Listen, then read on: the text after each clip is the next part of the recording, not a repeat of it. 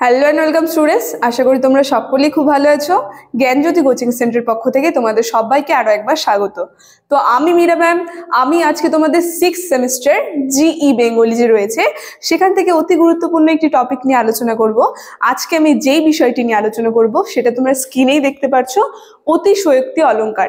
এই অতিশয়োক্তি অলংকার নিয়ে কিন্তু আজকে আমি বিস্তারিতভাবে আলোচনা করব। তো চলো আমরা আলোচনায় চলে যাই। দেখো, প্রথমে বলেছি আজকে তোমাদের সঙ্গে আমি অতিশয়োক্তি অলংকার নিয়ে আলোচনা করব। দেখো, এখানে অতিশয়োক্তি অলংকারের সংজ্ঞা খুব সুন্দরভাবে দেওয়া হয়েছে। সংজ্ঞা দেওয়ার আগে আমি একটু বুঝিয়ে দিই যে অতিশয়োক্তি অলংকারটা আসলে কি। দেখো, মানে আমরা দেখবো অলংকারের মধ্যে দুটো জিনিস আছে, একটা হচ্ছে উপমেয় এবং উপমান।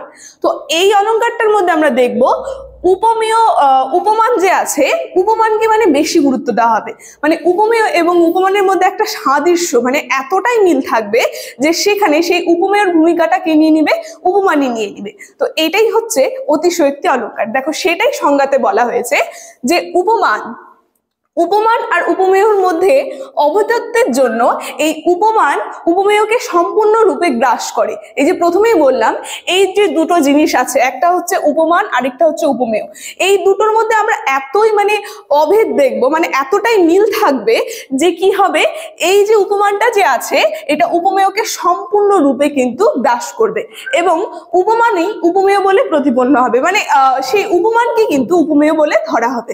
তো এটাই হচ্ছে অতিশয়োক্তি অলংকারের সংজ্ঞা, তাকেই বলা হয় অতিশয়োক্তি অলংকার। অর্থাৎ বলা হয়েছে, দেখো আমরা অতিশয়োক্তি অলংকারে আবার কিছু কিছু জিনিস কিন্তু লক্ষ্য করতে পারবো, সেগুলো এখানে বলে দেওয়া হয়েছে। অতিশয়োক্তি অলংকারে কিছু বৈশিষ্ট্য দেখো, এখানে বলা হয়েছে যে অতিশয়োক্তি অলংকারে প্রথম বৈশিষ্ট্যতে উপমেয় এবং উপমানের মধ্যে প্রবল সাদৃশ্যের জন্য এদের মধ্যে পার্থক্য ধরা যায় না। মানে মনে হয় যেন দুটো জিনিস একই, এতটাই মিল দেখবো আমরা দুটো জিনিসের মধ্যে যে এদের মধ্যে যে কোনো পার্থক্য আছে উপমান এবং উপমেয়, সেটা কিন্তু আমরা বুঝতেই পারবো না। দেখো, তারপরে দ্বিতীয় বৈশিষ্ট্যতে বলেছে উপমান এবং উপমেয়ের স্থান অধিকার করে এবং উপমেয় বিলোপ হয়। ঠিক আছে, মানে উপমান কি হয়, যে উপমেয়ের যে স্থানটা আছে সেটাকে কিন্তু সে কি করে নেয়, নিজে নিয়ে নেয়। ঠিক আছে, সেই জায়গায় সে নিজে অধিকার করে সেই স্থানটাই সে কেড়ে নেয়। কার স্থান? উপমেয় উপমানের স্থানটা কেড়ে নেয়, মানে উপমেয় প্রধান ভূমিকা কিন্তু পালন করে। দেখো, তারপরে বলা হয়েছে একমাত্র উপমানেরই উল্লেখ থাকে, উপমেয় বলে কিছু থাকে না। আমরা যখন দেখবো এই অলংকারের মধ্যে একমাত্র উপমানেরই কিন্তু উল্লেখ থাকবে, উপমেয়ের কিন্তু কোনো উল্লেখ কিন্তু আমরা দেখতে পারবো না। দেখো, তারপরে বলা হয়েছে যে উপমানই শ্রেষ্ঠ বলে প্রতিপন্ন হবে। এই যে প্রথমে আমি বললাম এখানে উপমেয়ের কোনো ভূমিকাই রাখবে না, সেই লাইনটা আমরা দেখব উপমানটাই হচ্ছে শ্রেষ্ঠ, তো তারই ভূমিকা কিন্তু প্রধান বলে গণ্য করা হবে। দেখো, তারপরে বলা হয়েছে যে 5 নম্বরে অতিশয়োক্তি বিষয় কবি কল্পনায় আসলে লৈকিক সীমা ছাড়িয়ে এবং কবির কল্পনার সৃষ্টি করে, মানে লৈকিক সীমা কিন্তু ছাড়িয়ে যায়। ঠিক আছে, তো এই কয়টা ছিল উপমান অতিশয়োক্তি অলংকারের কিছু বৈশিষ্ট্য। দেখো, তারপরে বলা হয়েছে যে অতিশয়োক্তি অলংকার, যেমন এখানে একটা খুবই সুন্দরভাবে উদাহরণ দেওয়া হয়েছে যেটা থেকে আমরা বুঝতে পারবো যে অতিশয়োক্তি অলংকারটা আসলে কি। দেখো, এখানে বলা হয়েছে যে অতিশয়োক্তি অলংকারের মধ্যে এর উদাহরণে সাগরে যে অগ্নি থাকে কল্পনায় সে নয়, তোমায় দেখে অবিশ্বাসী হয়েছে প্রত্যয়।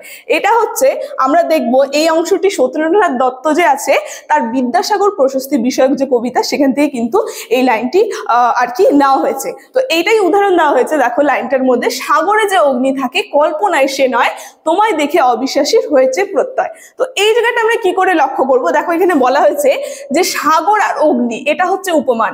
এই লাইনটার মধ্যে যে সাগর দেখছি আর অগ্নি দেখছি, এই দুটোই কিন্তু হচ্ছে উপমান। কিন্তু তারপরে দেখো, এখানে বলা হয়েছে উপমেয়ের কিন্তু কোনো উল্লেখ নেই। এই কবিতার মধ্যে কিন্তু আমরা দেখব, এই লাইনটার মধ্যে আমরা দেখতে পারবো এর মধ্যে কিন্তু উপমেয়ের কোনো উল্লেখই নেই। কিন্তু দেখো, এখানে আমরা যদি আরো ভালো করে দেখি, বলা হয়েছে যে উপমেয় এখানে সম্পর্ক রূপে উপমানটিকে গ্রাস করেছে। মানে এখানে আমরা দেখবো এই লাইনটির মধ্যে দুজনের মধ্যে এরকম সম্পর্ক যে উপমেয়কে কি করে নিয়েছে, উপমান হচ্ছে গ্রাস করে নিয়েছে। দেখো, এখানে বলা হয়েছে যে উপমানই হচ্ছে প্রকট হয়ে দাঁড়িয়েছে, তাই উপমেয় বিদ্যাসাগরের উপমান সাগর। ঠিক আছে, মানে এই যে বিদ্যাসাগর যে রয়েছে এখানে কিন্তু আমরা দেখবো সেই বিদ্যাসাগরের সাগরটাই হচ্ছে উপমান। দেখো, তারপরে বলা হয়েছে উপমেয়র মনের তেজের অগ্নি শব্দ দুটি উজ্জ্বল উপস্থিতি দেখা যায়। আমরা দেখব এই যে এখানে উপমেয় মনের তেজ আর উপমান হচ্ছে অগ্নি, ঠিক আছে? এই দুটো কিন্তু আমরা ভালো করে লক্ষ্য যদি করি, উপমেয় এবং উপমান দুটিরই উপস্থিতি আছে, কিন্তু উপমান এমন ভাবে গ্রাস করেছে যে সেখানে আমরা কিন্তু উপমেয়ের কোনো উপস্থিতি লক্ষ্যই করতে পারছি না। দেখো সেটা এখানে বলা হয়েছে, এই যে উপমেয়কে গ্রাস করে উপমানের উজ্জ্বল উপস্থিতি এবং লৈকিক সীমা ছাড়িয়ে কবির কল্পনা একটা আশ্চর্য চমৎকারকৃত, একেই কিন্তু এই কাব্যটির এই অংশটিকেই কিন্তু বলা হয় অতিশয়োক্তি অলংকারের উদাহরণ। ঠিক আছে, তো আজকে অতিশয়োক্তি অলংকারের এখানে আমরা অতিশয়োক্তি অলংকারের উদাহরণ নিয়ে আলোচনা করলাম। আজকে অতিশয়োক্তি অলংকার নিয়ে আলোচনা আমার এতটুকুনি ছিল। আলোচনাটি আমি এখানেই শেষ করছি। এখন তোমাদেরকে একটা আমি গুরুত্বপূর্ণ ইনফরমেশন জানিয়ে রাখছি। দেখো স্ক্রিনে তোমরা দুটো নাম্বার দেখতে পাচ্ছ, এটা হচ্ছে আমাদের জ্ঞানজ্যোতি কোচিং সেন্টারের অফিসিয়াল হেল্পলাইন নাম্বার। এখানে কিন্তু তোমাদের সমস্ত সাবজেক্টের নোটস দেওয়া হয়, তার সঙ্গে তোমাদের সমস্ত সাবজেক্টের অনলাইনে ক্লাস করানো হয়, বিভিন্ন টিচাররা রয়েছে তাদেরকে দিয়ে। তো তোমরা যদি আমাদের সঙ্গে যুক্ত হতে চাইছো, তাহলে স্ক্রিনে দেওয়া নাম্বার দুটির মধ্যে যে কোনো একটি নাম্বারের সঙ্গে যোগাযোগ করে কিন্তু আমাদের সঙ্গে যুক্ত হয়ে যেতে পারবে। তো আজকের আলোচনা আমার এতটুকুনি ছিল। আলোচনাটি আমি এখানে শেষ করছি। ভিডিওটি শুরু থেকে শেষ অবধি দেখার জন্য থ্যাংক ইউ।